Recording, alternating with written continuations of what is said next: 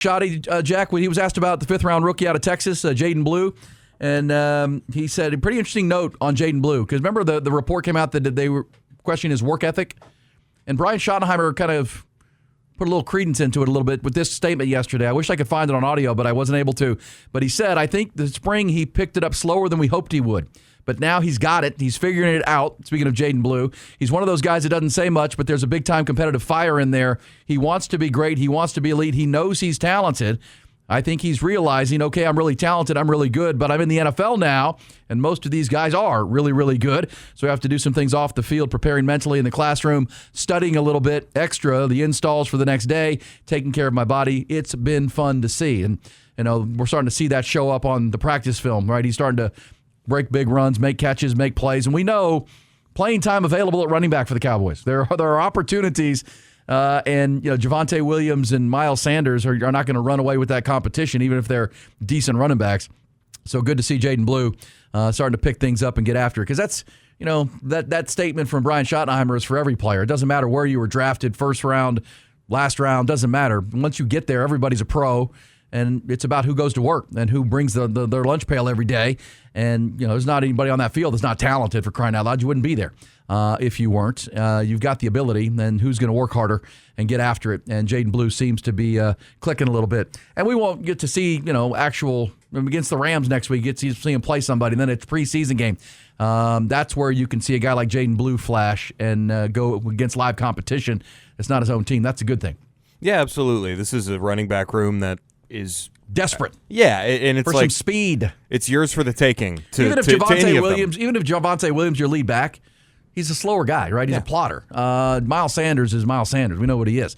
But Jaydon Blue's got an extra gear. He's Absolutely. got it. Speed kills, and he can get corners. He can outrun even NFL linebackers when he's healthy. He ran the 4.2.5 here in Austin last. Great in the open field.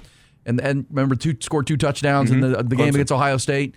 He had the runs, but remember, he caught the ball out of the backfield. The touchdowns against Ohio State were Jaydon Blue on the swing route. He had a great playoff. And he did, and started to hold on to the football. So that's what they see. And early, he's going to be a change of pace back. We'll see. Rookies can excel in the National Football League if they pick it up. Down in Houston, several rookies are turning their heads for Texans camp, Jack. Both those young wide receivers, the second-round pick Jaden Higgins, the third-round pick Jalen Noel, having great camps so far. The pair of Iowa State teammates look to be excellent compliments to Nico Collins, Christian Kirk, and that tight end room. If they all come together, that's going to be an arsenal with Joe Mixon trying to get healthy, Nick Chubb at running back. But, man, Nico Collins, one of the most underrated players in all the NFL at wide receiver. Christian Kirk's come in. He's a veteran. He's really fitting in. And then you add these 2 Iowa State rookies, Dalton Schultz having a good camp. And don't spirit out Cade Stover, the young tight end out of Ohio State. He's another guy they like a lot. So plenty of weapons for C.J. Stroud. But we know in Houston it's all about the offensive line. If they can't get that fixed, it's not going to matter.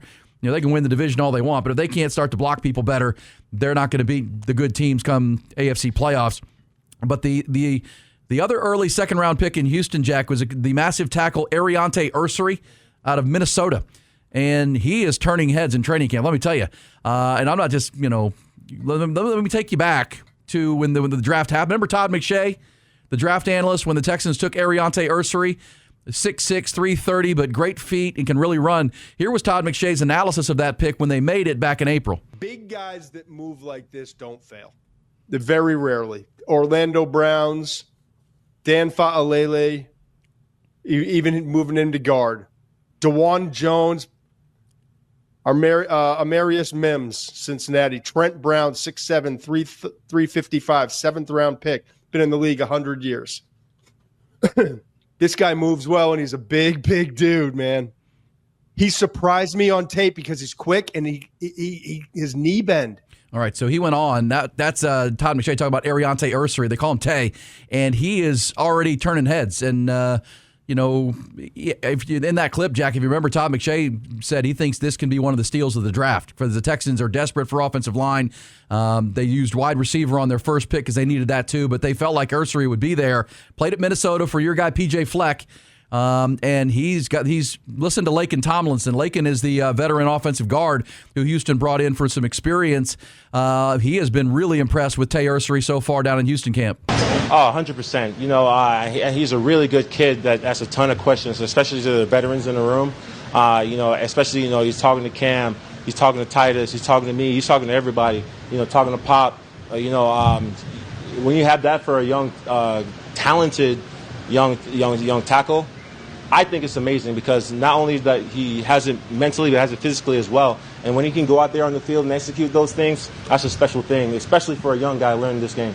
All right, how about this? Every day in practice, Jack, he's going head-to-head with Will Anderson right across the way because Tay Ursery is already getting reps with the first team. They're starting reps as the right side tackle. They've got right now Cam Robinson. Remember, they brought in Cam Robinson, who had been in Jacksonville, former Alabama player. Then he went to Minnesota last year when they lost their tackle, and now Houston picked him up. He's running first team left tackle. They moved Titus Howard to guard, and Tay Ursery is playing right tackle and going up against Will Anderson, the emerging star pass rusher for the Texans. And listen to Will Anderson, what he is seeing from the rookie out of Minnesota. The biggest thing on Tay, man, you could just tell he's a technician. You know, once he gets it down, man, you could tell that he got a chance to be one of the greats. Okay, that's actually Daniil Hunter. The same thing. But I wanted to play Will Anderson talking about the same thing because Will Anderson, tap the brakes there, Daniil Hunter, one of the greats. I don't know, but that'd be great for Houston if he is. But here is Will Anderson talking about him. Yeah, most definitely. Just first speaking about the offense, they're very dynamic. They do a lot of great things. They have had some really great days, man, where they got after us, man, and I'm excited for them. The looks that they give, the change-ups that they give, the motions that they do, it's going to be really great for them. And, man, the rookie tackle, man, he's awesome. More than anything, what I love about him is I love his mindset, the willingness to get better, the willingness to come out here and be great, to learn from us, to learn from the people that he have in his room, and to come out here and apply it. And that's all you can ask for when you're a rookie, man. And he implies that every single day. Yeah. All right, so how about that? Cowboys are looking for a running back, and Jaydon Blue starting to impress and make plays. That's great news for Cowboys fans and then that offense.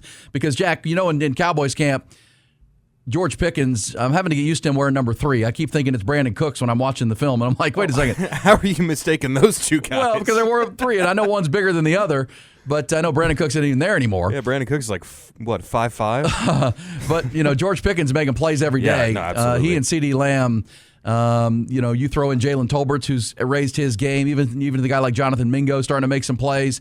We know Jake Ferguson just got the new contract, much like Houston. They've got plenty of weapons. They got plenty of arsenal for Dak Prescott. Their question is going to be offensive line and run game. And to lose Tyler Guyton was not ideal, obviously. Houston, though, man, Tay Ursery, this is one to watch. They kind of I know we played it here on our draft coverage, the post-draft coverage, because McShay was such a fan of the picks and for several of the insiders, because there were other tackles that went off of the board ahead of him.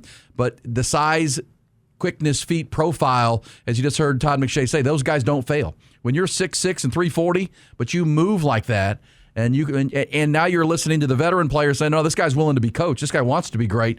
That's a great combination, and it's music to Texans fans' ears because, oh, wait, we found a left tackle potentially for the future or a right tackle who can protect C.J. Stroud. So now you got Cam Robinson on one side, who's been a Pro Bowler before. You've got Tay Ursery. That allows us to move, you know, Titus Howard, one of our best offensive linemen, in the interior.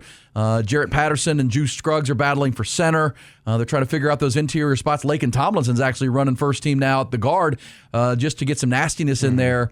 And that's really what it's going to come down to. If Houston can protect CJ, build this new offense, we know the defense is going to be good. Tay Ursery, Ariante Ursery, named to know early in training camp. We'll start really focusing on him once the preseason games begin. Yeah, and last season it was the interior of the offensive line that killed Houston Dreadful. So much. I mean, and yeah, the tackles were pretty good in pass protection, but it felt like 80% of the penalties came from those spots. And Laramie Tunsil. Not to pile on Bobby Slowick, but the offensive coordinator was terrible. As we've heard the descriptions from the folks who watched the tape, amateurish, no adjustments. They couldn't. I mean, it was in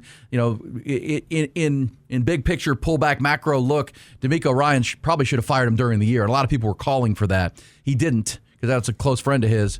Waited till the end of the year to make the change. But, man, the fact they won that division, won a playoff game, beat the Chargers like they did with that bad of an offensive line, it's still pretty remarkable. And that's why if they can get it right and be, as we said, middle of the pack in the offensive line, they're going to be a team to be reckoned with in the AFC for sure, with the teams we already mentioned, Buffalo, Baltimore, Kansas City, Chargers, who we'll see tonight, who they played in the playoffs. Chargers are an improved football team in year 2 for Jim Harbaugh.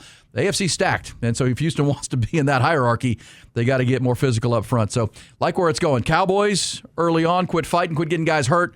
Texans, keep doing what you're doing. They both will play preseason games a week from Saturday. Rams for the Cowboys. Texans will play at Minnesota with young J.J. McCarthy, one of the cool storylines of the early August conversation.